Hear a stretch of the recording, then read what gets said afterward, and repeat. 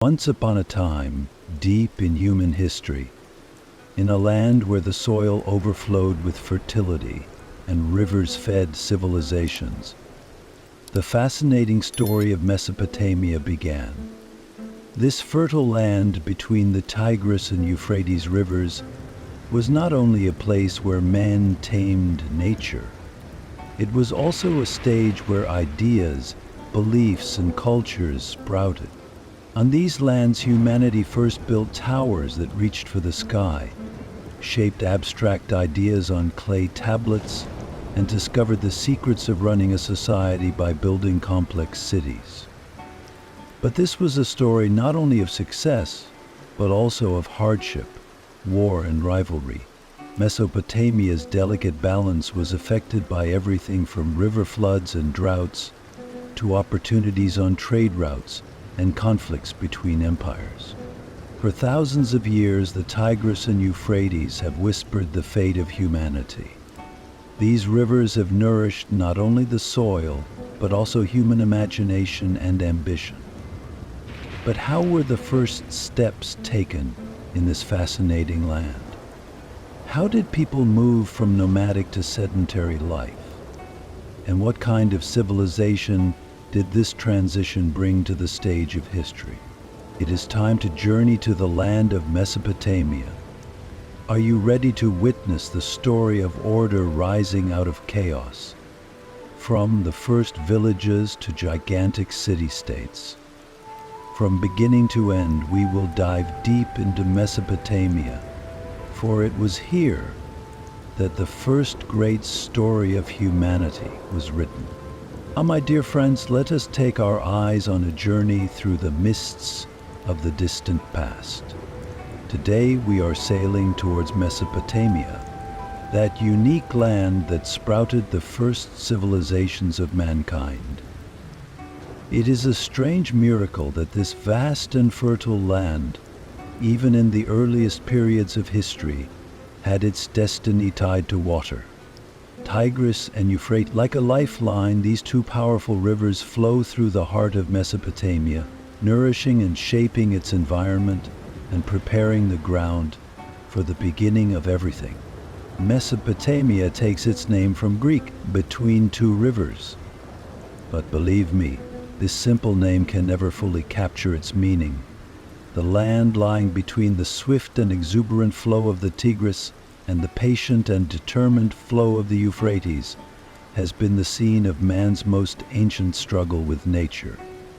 These two rivers not only offer life, but also shape man's struggle for survival. Every spring, water brought by melting snow from the mountains floods the rivers and covers the surrounding land with a fertile silt.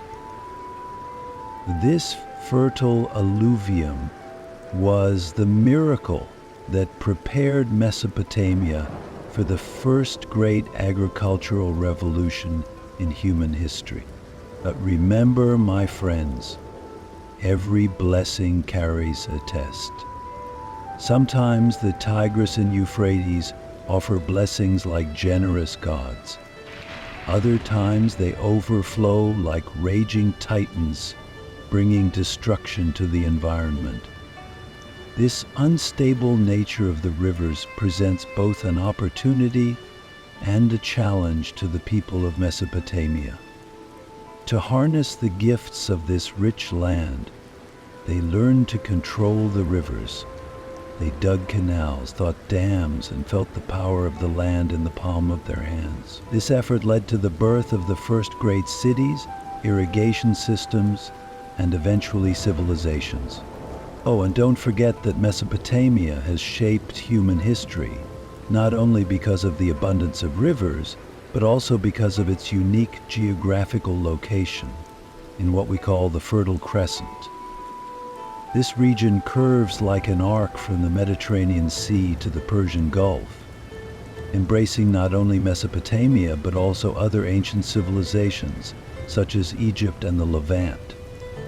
This crescent has been a corridor shaping people's migration routes, trade networks and cultural interactions. The fertility of the land here has forced people not only to settle, but also to think, plan, and build societies. So what do you think makes this land so special? Why is Mesopotamia known as the cradle of civilization?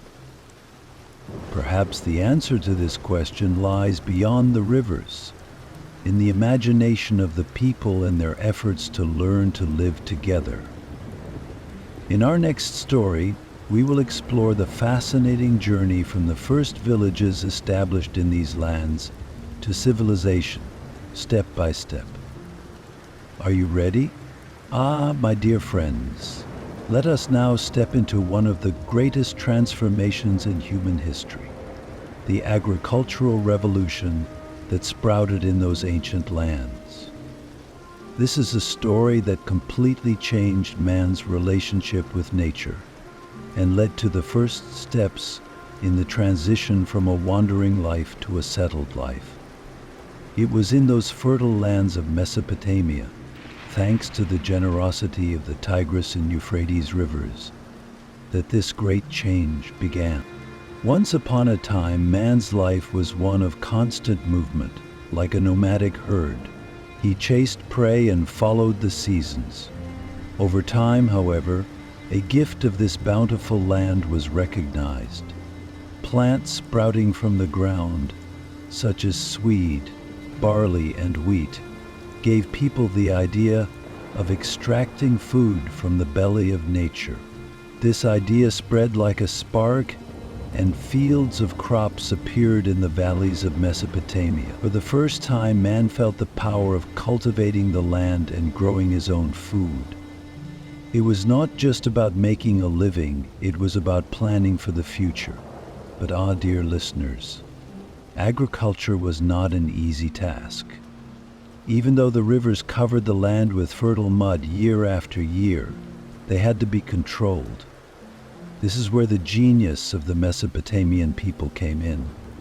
Small communities came together to dig irrigation canals and build dams. The land was no longer left solely at the mercy of the rivers.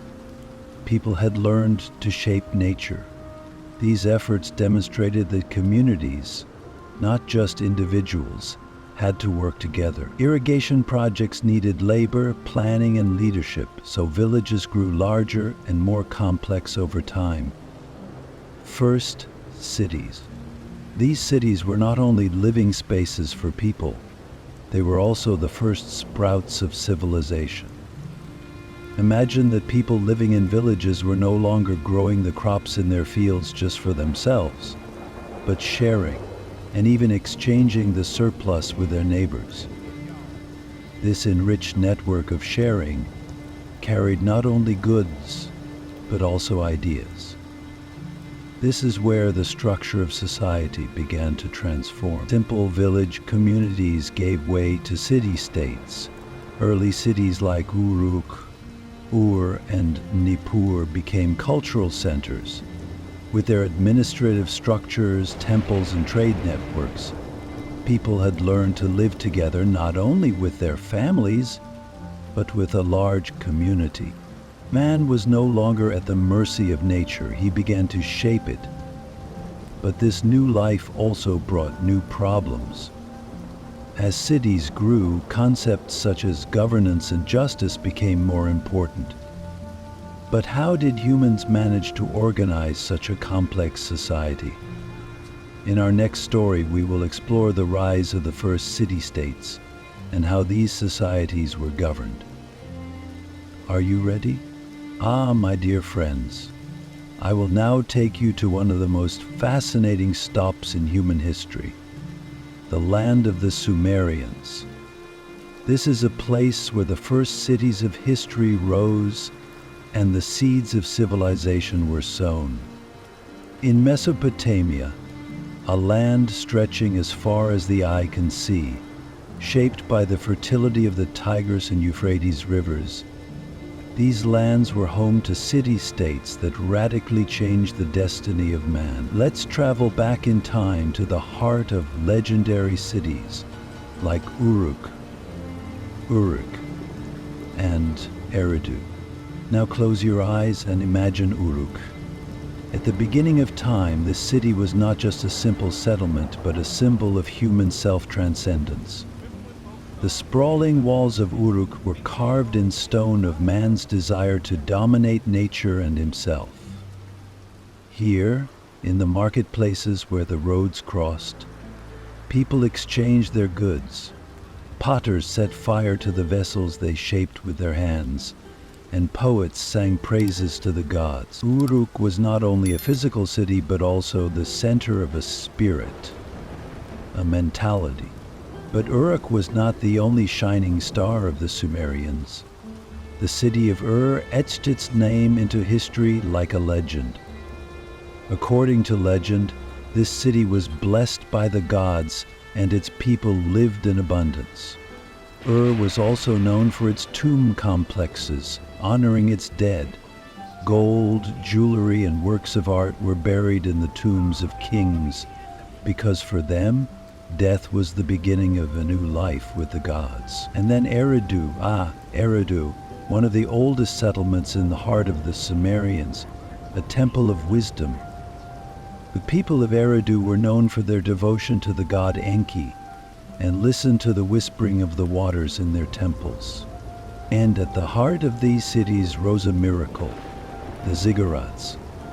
Think about it, my friends. These structures, like gigantic staircases reaching to the sky, were not only architectural marvels, but also the centers of the spiritual life of the Sumerian people. The ziggurats were like a bridge between the gods and the people, with their structures rising step by step. The great ziggurat of Ur still stands tall against time, whispering to us the splendor of an era. Inside those temples, priests offered sacrifices to the gods, recited prayers, and strengthened the people's bond with the gods. At the top of the ziggurats, it was believed that the gods rested. What a great faith, what a glorious devotion. Of course, there was no shortage of competition among Sumerian city-states. Each city thought that it served its own gods and was superior to the others by their favor. This rivalry also led to the enrichment of the cities and their advancement in fields such as art, science, and trade. The Sumerians shaped history not only with ziggurats or cities, but also with the invention of writing, their legal system, and their knowledge of astronomy. And my friends, think about it. The wealth and power of these cities also gave rise to conflicts. The rivalry between Sumerian city-states raises a big question. How was this unique civilization able to defend and sustain itself? Here in the next chapter, I will describe the war strategies of the Sumerians and their journey to decline. Are you ready? My friends, I will now tell you about a discovery that radically changed the history of mankind, breaking the chains of minds and immortalizing thoughts. The invention of writing. This is the greatest testament to the inconceivable genius of the Sumerians. In those ancient lands, in the fertile plains of Mesopotamia, writing is a miracle born out of necessity, but reflecting the spirit of a civilization. Let's go back to those ancient times and discover the birth of writing and the first stories engraved on clay tablets. The Sumerians not only survived in this fertile land, crossed by trade routes, they turned it into a cradle of civilization. They sought a way to trade, record goods, and remember contracts. Human memory, no matter how powerful, was bound to suffer from forgetfulness at some point. That is precisely why the clever craftsmen and sages of the Sumerians developed a solution: cuneiform.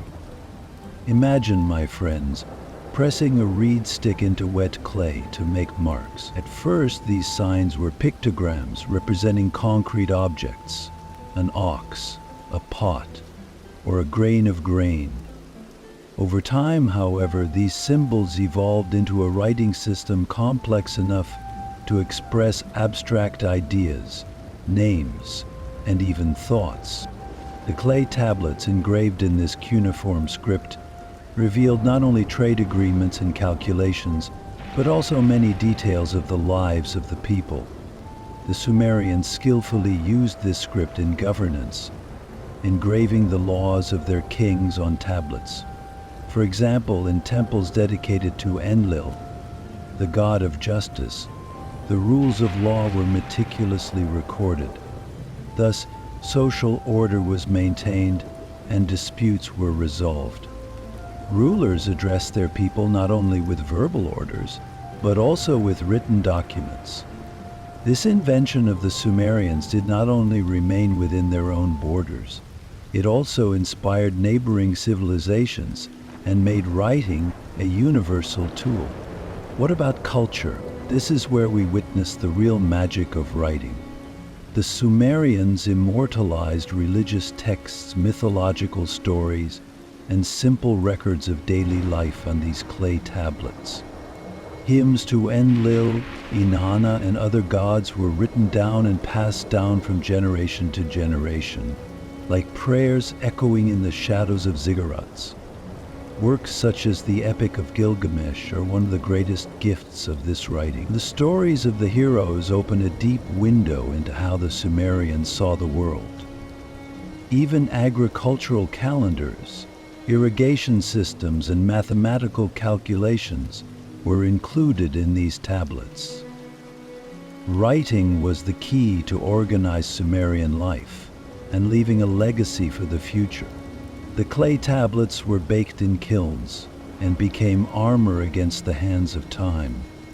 Today, when we excavate the soil of those ancient cities, these tablets whisper to us the voices of those people. A Sumerian merchant's list of goods, a priest's prayers to the gods, or a king's orders to his people can still be read thousands of years later. This, my friends, is the power to turn one's transient life into a lasting memory. But think about it. If the birth of writing was such an important step for humanity, can you imagine how this invention led to a greater evolution? How writing became more complex after the Sumerians and paved the way for the rise of other civilizations. In the next episode, we will explore how writing transcended the borders of Mesopotamia and changed the world. Are you ready? My dear friends, I will now take you on a journey through the magical world of Mesopotamia, a land of not only land and stone, but also of gods and myths. Let's go back to those ancient times when people tried to understand the mysteries of nature, interpreted the stars as signs in the sky, and shaped their lives by believing in a universe full of gods. Religion and mythology in Mesopotamia was not just a belief system. It was also a veil of sacredness that enveloped the soul and daily life of every individual living in this land. During the Mesopotamia, believed that everything that surrounded their lives had a soul. Their gods were therefore born from nature itself. The scorching heat of the sun was the eyes of a god watching from the sky. The fertile rains were a divine blessing that blessed the land with the overflowing waters of the Tigris and Euphrates. Their polytheistic understanding of religion led these people to attribute every natural phenomenon and every cosmic order they saw around them to a divine being. Shamash, representing the sun, watched over the world from the sky as the god of justice, while Inanna, the goddess of fertility, represented a feminine power symbolizing agriculture and love. Each god had a mission, a meaning, and a story. This deep belief system of the Sumerians enabled them to honor their gods not only through worship, but also through stories, legends, and myths. At that time, the world of these gods was shaped not only in sacred spaces, but also in mythological texts. This is where we encountered two great epics, Enuma Elish and the Epic of Gilgamesh. Enuma Elish is a text describing the creation of the universe. In all those mysterious lines, it tells how the gods, born from the waters of chaos, fought wars and established order. The great struggle between Tiamat and Marduk symbolizes the constant clash of good and evil. It is not just a story of the gods, it is also a guide to tell people why the universe exists the way it does. And of course, Gilgamesh. Ah, my friends, he is the hero of heroes, the king of kings. The Epic of Gilgamesh reveals not only the adventure of one man, but also the meaning of mortality, the power of friendship, and the human quest for life. The difficult paths that Gilgamesh and Enkidu travel together, their challenge to the gods, and their search for eternal life, convey the deepest fears and hopes of these people. This epic tells not only of the Mesopotamian people's fear and reverence for their gods, but also of their search for the meaning of life. The truth that Gilgamesh finally arrives at is that man must always accept his own mortality. These mythological artifacts did not stay only in Mesopotamia. They inspired other civilizations for thousands of years, building bridges from the world of gods to the world of men. Every temple, every ziggurat, and every story in Mesopotamia was a sacred text that kept the beliefs and cultures of these people alive. This world full of gods became a guide for man to understand the order of the universe. But think, my dear friends, how did such a strong belief system and mythological richness connect the city-states of Mesopotamia? How were these beliefs used as a means of keeping the people together and securing political power? In the next installment, we will take an in-depth look at the impact of religion and mythology on the social structure of Mesopotamia. Are you ready? Ah, my dear friends, once again we step into the fertile lands of Mesopotamia. This time, however, we will witness not only the ziggurats built of stones or the magical world of myths, but the creativity of the human mind, the marvelous science and technology that the Sumerians wrought with wisdom. These lands have been the cradle not only of agriculture and city-states, but also of discoveries that shaped human history. Imagine that in those ancient times of the Sumerians, the world was still a land of riddles. Man had begun to realize that the stars were not just twinkling dots when he looked up at the sky. The Sumerians developed a rudimentary knowledge of astronomy, watching the stars and planets to unravel the mystery of the firmament. They related the cycles of the stars to the seasons, thus establishing an order in which they could plan their agricultural activities. The calendar they developed provided order not only in agriculture but in all areas of social life. This calendar, created by observing the phases of the moon, was an indispensable tool for the Sumerians to plan both religious rituals and agricultural cycles. And mathematics. Ah, my friends, without the Sumerians, would the calculation systems we have today be so advanced?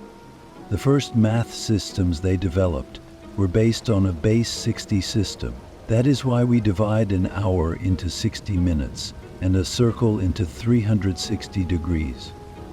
The Sumerians' knowledge of mathematics not only met daily needs, but also strengthened the foundations of trade, architecture, and agriculture. They used numbers not only for counting, but also for measuring, weighing, and organizing commercial accounts.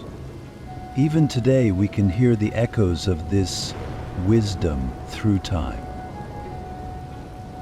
But the greatest invention of the Sumerians was perhaps the unique invention that changed human history, the wheel. Imagine that the wheel enabled the acceleration of not only transportable goods, but also civilization. From primitive cylinders rolled on stones to rotary mechanisms mounted on vehicles, this process is a testament to the genius of the Sumerians. This invention, which opened trade routes and made it easier to carry heavy loads, is a turning point in human history. Another Sumerian achievement was their measuring systems. They developed precise measuring systems to delineate land boundaries, share water resources, and ensure fairness in trade. Measuring instruments are not only practical tools, they also show how advanced the Sumerians were in engineering and architecture. Even today, we can find traces of them in the origin of units of measurement. These contributions of the Sumerians to science and technology were the cornerstones not only of their own era, but also of human history. But my dear friends, ask yourself this question: wouldn't you like to know how such an advanced civilization in science and technology affected social life and systems of governance? In the next chapter, then, we will explore how the Sumerians used this knowledge to govern and organize society. Get ready, our story is getting deeper. Ah, my dear friends, we have reached another turning point in history in the fertile lands of Mesopotamia. At a time when the Sumerian city-states were at odds with each other, when even the priests who watched the stars move in the sky were arming themselves to protect the borders between them, a shining name rises like a star from the distant horizon: Sargon.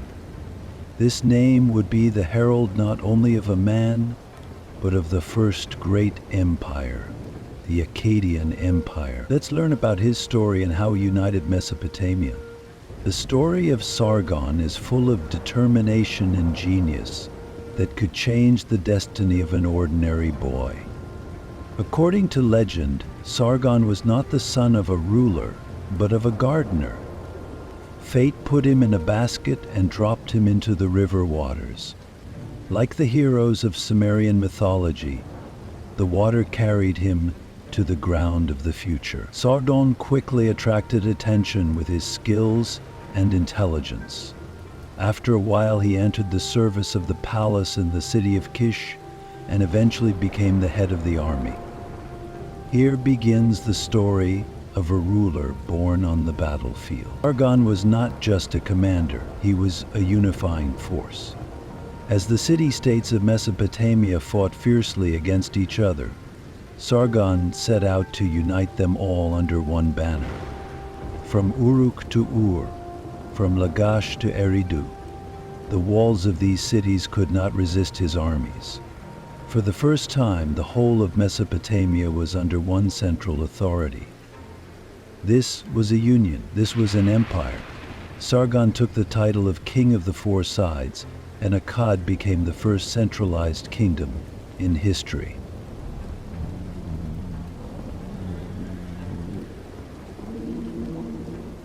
But my dear friends, the real power of the Akkadian Empire came not only from swords and armor, but also from culture and language. Sargon and his successors had great respect for the cultural heritage of the Sumerian cities. They preserved the Sumerian knowledge of science, art, and religion, and combined it with their own Akkadian language.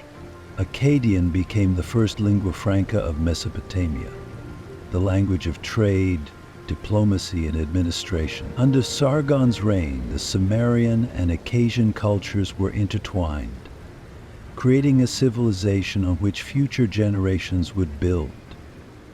The Tara Atsana site, the merging, the Akkadian Empire was not only a show of power, but also a cultural revolution.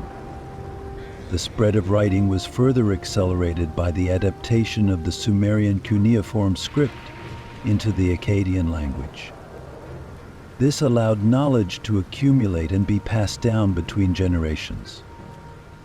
In this fertile land by the river, not only wheat was sprouting, but also ideas and stories. But my friends, For every rise there is a fall, right? The great empire united by Sargon would face great challenges in the time of his descendants, both external threats and internal unrest. So what brought about the end of this great empire? Why did Akkad's power unravel and Mesopotamia plunge back into turmoil? We will discover the answer to this question in the next episode. Are you ready? Our story is not over yet. Ah, my dear friends, we have come to a time when another star shines brightly in the fertile lands of Mesopotamia. In these lands, which bear the traces of the wise cities of the Sumerians and the glorious empire of Akkad, a city called Babylon now rises. And the fate of this city would be shaped by the genius of one man, Hammurabi.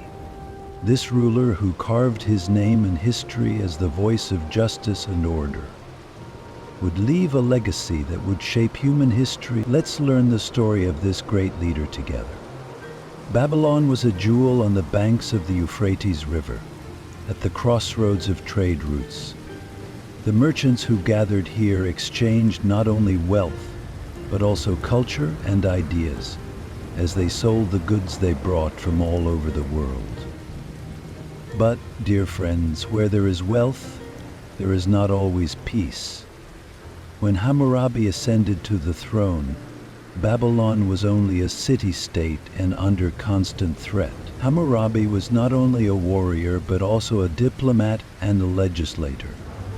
Throughout his reign, both through his conquests and his laws, he made Babylon a world power. Hammurabi's greatest achievement was undoubtedly the creation of the Code of Hammurabi, one of the first written laws in history. These laws presented a system that regulated the rights and responsibilities of the people, rather than a government based solely on the orders of kings. Remember, my dear friends, at that time, everyone thought that laws were arbitrary. The strong did as they pleased, and the weak accepted their fate. But Hammurabi said justice, and made justice accessible to all. These laws were engraved in cuneiform on stone pillars, and erected where everyone could see them. Like a shining star in the sky, these pillars showed the Babylonians right and wrong, religion in writing, but without feel. The laws covered all segments of society. The famous rule of an eye for an eye, a tooth for a tooth, which says if one person pokes out another person's eye, his eye will be poked out too, was born out of these laws. But remember, this was not just a system of punishment. Hammurabi tried to strike a balance between the rich and the poor, the strong and the weak. The laws regulated trade, secured property rights, and defined family relations. A voice of justice echoed through the streets of Babylon. But my dear friends, Babylon was not only a land of laws. It was also a center of culture and trade.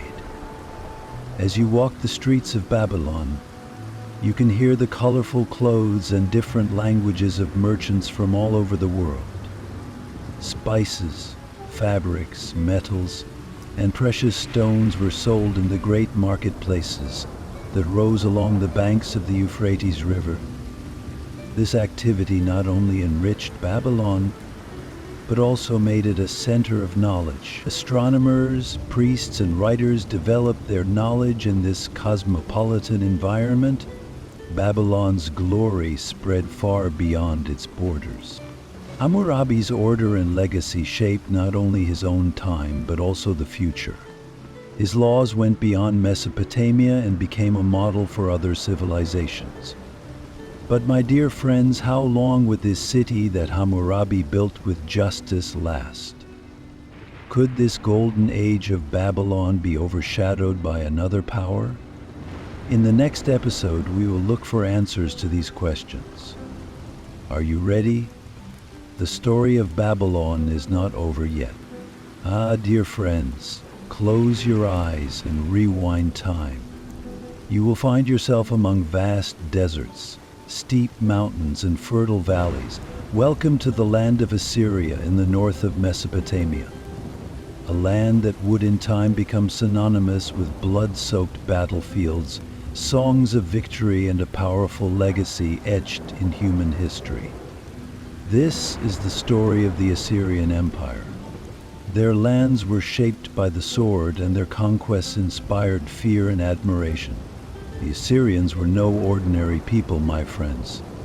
They were a nation that was consumed by the struggle for survival. In their world, peace was a momentary respite.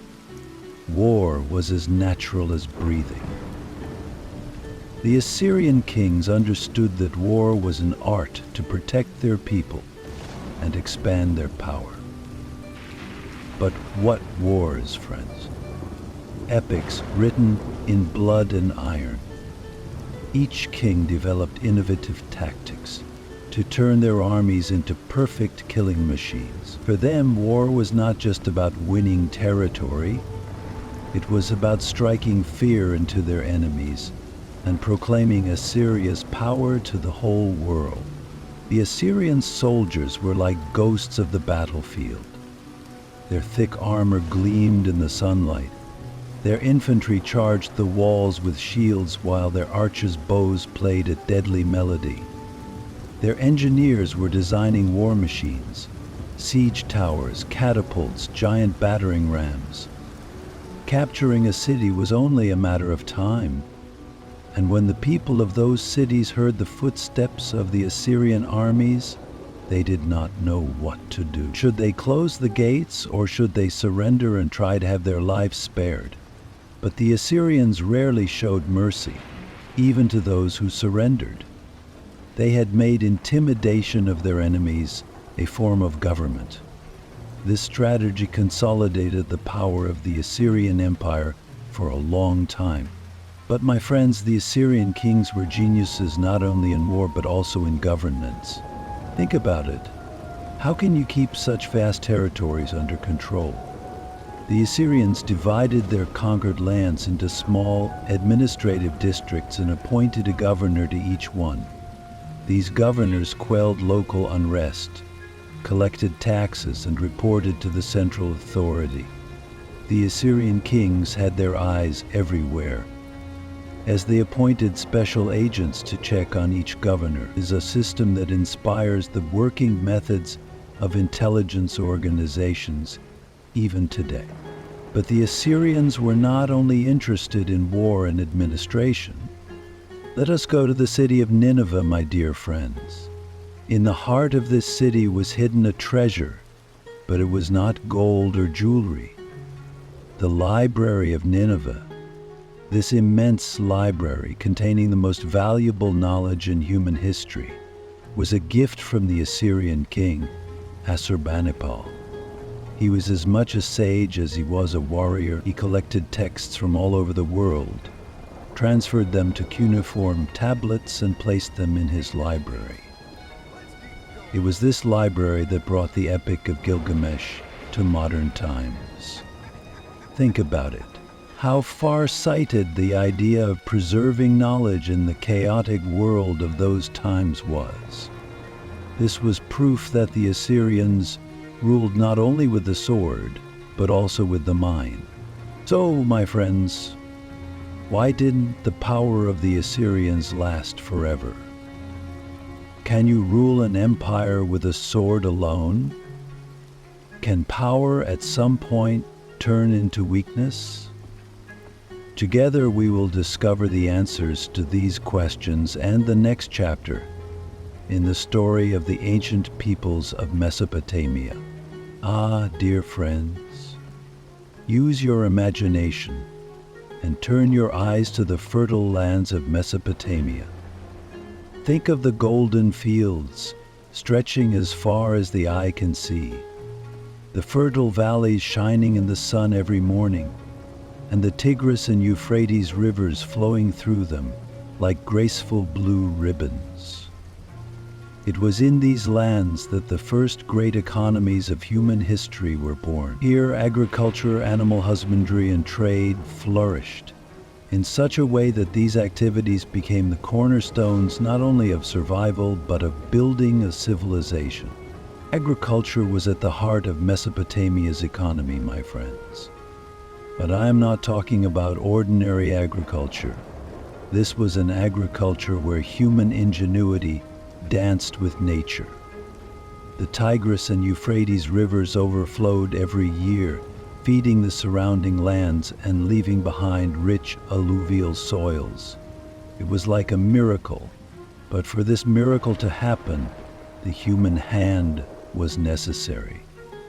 Agriculture moved down from the air. Mesopotamians built irrigation canals, dams, and drainage systems to divert this water to agricultural fields. Cereals, especially barley and wheat, were grown in abundance, and date palms soared high into the sky, bearing sweet fruit. Think about it, my friends. These products were not only filling the belly, they were also the first steps in trade. Animal husbandry played a major role alongside agriculture. Flocks of sheep grazed in the meadows of Mesopotamia, and goats roamed the foothills with agile movements. At that time, wool was not only a material for clothing, but also a product of trade. People could exchange their wool for other materials.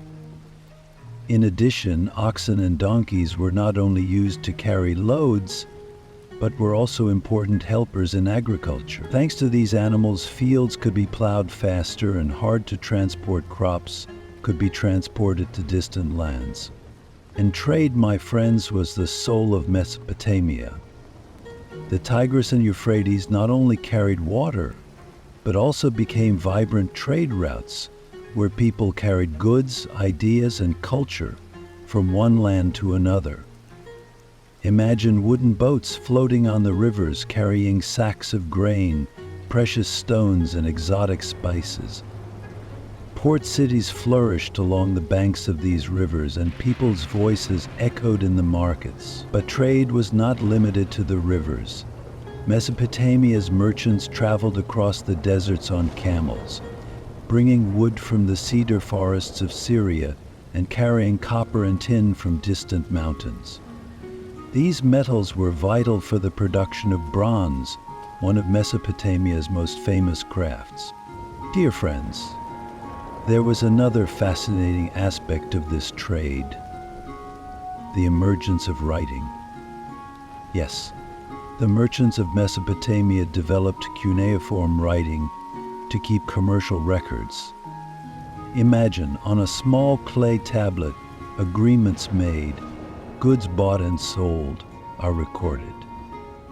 These records enabled Mesopotamia to rise not only as an economy, but also as a cultural center. So, my friends, what sustained such a complex and powerful economy? How did the people of Mesopotamia maintain and develop this system? But more importantly, wouldn't you like to know how trade spread from these lands to other civilizations? Let's discover it together in the next chapter. Dear friends, let us take a walk through the streets of Mesopotamia. Close your eyes and imagine yourself in the midst of the vibrant, bustling, yet hierarchical society of those days. As we wander the narrow streets of the cities, in the shadow of markets and temples, let's examine together how life was shaped in these ancient lands. Mesopotamian society, my friends, was layered like a pyramid. At the top, of course, were the kings. But these kings were not only representatives of the land, but also of the gods. They were in charge of maintaining the order of the sky and the earth. So a king was not only a political, but also a religious leader, sitting in their great palaces, on their thrones adorned with precious stones. They expected respect from both the people and the gods. And what about the priests? They were also close to the kings. Because religion and government were inseparable in Mesopotamia, the priests were the ones who communicated with the gods, conducted sacred ceremonies, and controlled the wealth of the temples. They were not only spiritual leaders, they were also important figures who shaped the economy. After kings and priests came the dear friends, the merchants and artisans. Picture the lively markets of Mesopotamia. Merchants exchanging exotic goods, gold, copper, wool, or precious stones, while artisans, with clay pots, ornate textiles, or bronze weapons, met the needs of the people. These people were the economic lifeblood of Mesopotamia. But unfortunately, at the bottom of society, at the bottom of the pyramid, were the slaves. They were either captured in wars or had lost their freedom because they could not pay their debts. They did the heavy work, from housework to agricultural labor. But dear friends, slaves were not completely hopeless in Mesopotamian society. Some were able to gain their freedom through hard work. What about home life? Imagine a Mesopotamian house in those days, flat-roofed houses made of clay bricks. Those roofs were not just roofs, they were also living spaces. People would sit on their roofs on hot days and watch the stars at night to cool off. Inside the houses, the layout was quite simple. A few clay ovens, cooking pots, and mats used as beds. Their tables were set with simple but filling food such as barley bread, dates, and goat's milk. Of course, the tables of the rich were different. Meat, wine, and exotic spices were their daily luxuries.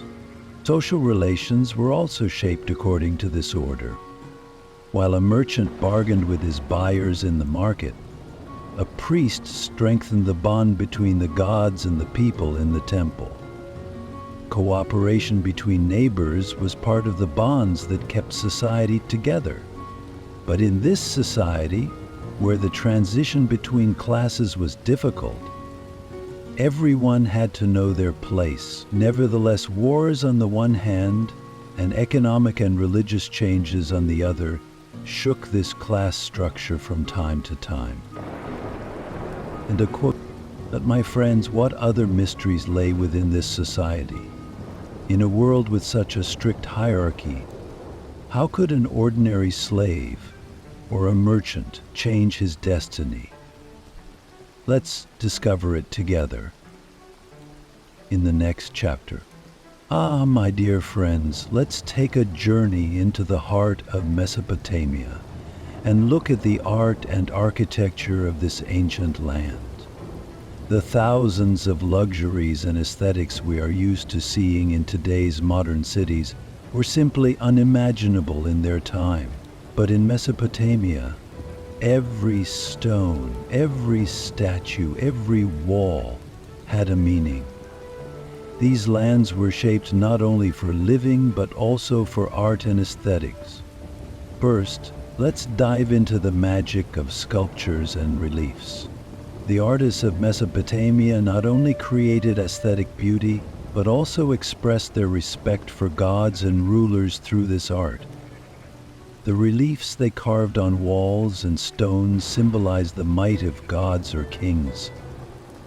These works of art were not only visual representations, but also conveyed the beliefs and values of that society and even the power of the state. In fact, each piece of stone told a story.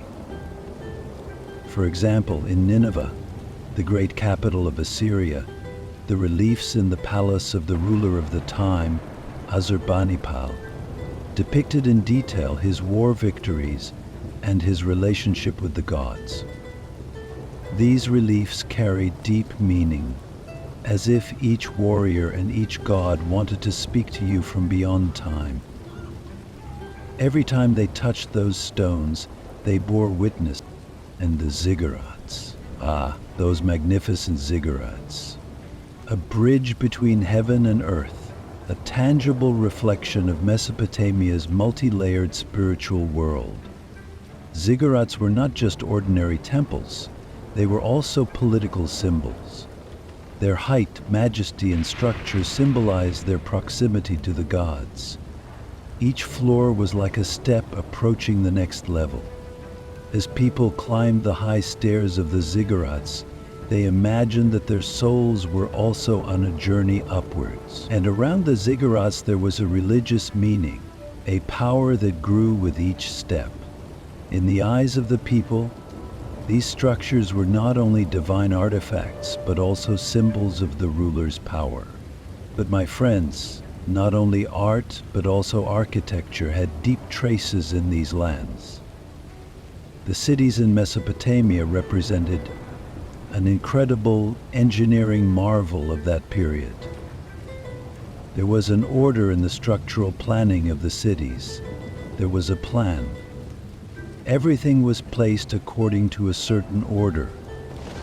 Cities were usually surrounded by walls, because war and defense were always important in this land.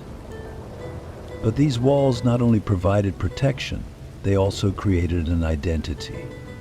Each wall was a unique boundary line that separated one city from another. In Mesopotamian cities, narrow streets were intertwined with parallel avenues. But these streets were not only places of passage, they were also places where social relations were established, where merchants bargained and business was conducted. On one corner was the shop of a craftsman, on another that of a merchant. This order, in which everything was interconnected, shaped life and kept the people together. In addition, temples, palaces, and large state buildings were always placed in the center of the city. These were both places where the people worshipped and where the ruler ruled. But don't forget that these buildings not only served religious or political functions, but also became symbols that connected people to each other. The city buildings of Mesopotamia were not just made of stones or bricks. Each brick symbolized the beliefs, social structure, and governance of the people. So, my friends, how did these great works of art and architecture affect life in Mesopotamia? How did these structures that made it possible to live together in a city also shape the spiritual world of the people? Perhaps in the next chapter we will answer these questions together. My dear friends, I now invite you to trace the wisdom in writing that echoes through the soil of Mesopotamia.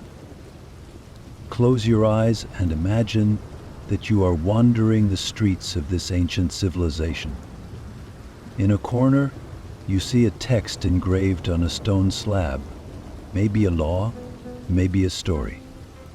But one thing is certain, this land was one of the first civilizations to engrave human knowledge into the infinity of stone, clay, and writing. The invention of writing was a turning point in human history, and Mesopotamia was at the heart of this transformation. Now let's take a look at the Sumerian schools. It is important to remember that at that time, education was a luxury privilege. While most people were illiterate, only the elite of society, priests, nobles, and sometimes the children of rich merchants, had the chance to study in Sumerian schools. These schools were called Idaba, meaning tablet house. Think about it, my friends. As commonplace as writing in a notebook with a pen is nowadays, carving writing on a clay was just as laborious and sacred in those days. Under the strict discipline of their instructors, students would work long hours to learn cuneiform. They were so disciplined that sometimes they would even receive punishment from their instructors if they made a mistake. But what lay behind these efforts was the opening of a door of wisdom. These schools offered courses in mathematics, astronomy, law, literature, and religion. In these tablet houses, young students learned not only how to write, but also the values on which a civilization was based. For example, the stories of famous works, such as the Epic of Gilgamesh, were among the first texts to be engraved in the minds of students. These works were not only literary works, but also mirrors reflecting the beliefs, morals, and philosophy of life of that society. And then, my friends, imagine that these stories were no longer just being passed from tongue to tongue, but were being inscribed on clay tablets. In Mesopotamia, writing was first developed to keep commercial records, but the human mind and spirit wanted to go beyond these simple records. Trade lists began to give way to legends, myths, and poems. At that moment, literature was born. I mentioned the Epic of Gilgamesh, perhaps the first great written work in human history. It is a guide not only for the Sumerians, but also for us today. Gilgamesh, my friends, is the story of a king who learns the inevitability of death. And this story continues to tell us, thousands of years ago to this day, what it means to be human. Literature and mythology were not only arts in Mesopotamia, they were also teachers. The stories of the gods reflected the values of society. Through these stories, people questioned the meaning of life and death. As priests inscribed the words of the gods on tablets, these artifacts also formed the basis of the laws that govern society. The Code of Hammurabi is the best example of this. These laws, written on clay tablets, reveal not only a legal system, but also Mesopotamia's understanding of justice, social structure, and human relations. And now, my friends, I would like to ask you this question. How did this great civilization, shaped by education and writing, spread its legacy of wisdom to other lands? Perhaps in our next story we will discover the answer to this question together. Ah, my dear friends. We have talked about the golden age of Mesopotamia and the rise of these glorious civilizations, haven't we? But just as every rise has a fall, one day this ancient land lost its peace and splendor. Now, I am here to tell you the sad story of that fall and the profound legacy it left behind. Close your eyes and imagine the cities of these civilizations at their peak. Ziggurats soaring into the sky, marketplaces bustling, wisdom engraved on tablets. Now let's discover together how those lights started to go out. Mesopotamia, unfortunately, had a geography that was both generous and cruel. While the Tigris and Euphrates rivers gave life to these lands, they also brought disaster with frequent floods. The real problem, however, began with the destruction of nature by human hands. Misuse of agricultural land, uncontrolled expansion of irrigation canals, and salinization gradually made these fertile lands infertile. Imagine that the once lush green fields were slowly becoming barren.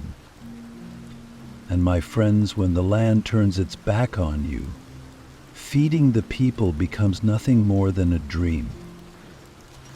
But it was not only nature but also human greed that brought Mesopotamia to its end.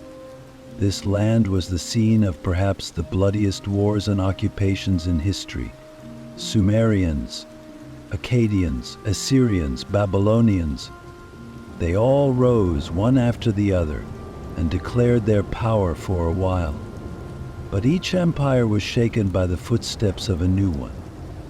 Due to its strategic location, Mesopotamia was always open to external attacks. Persia, Alexander's armies, the Parthians, and many others fought to take over these lands.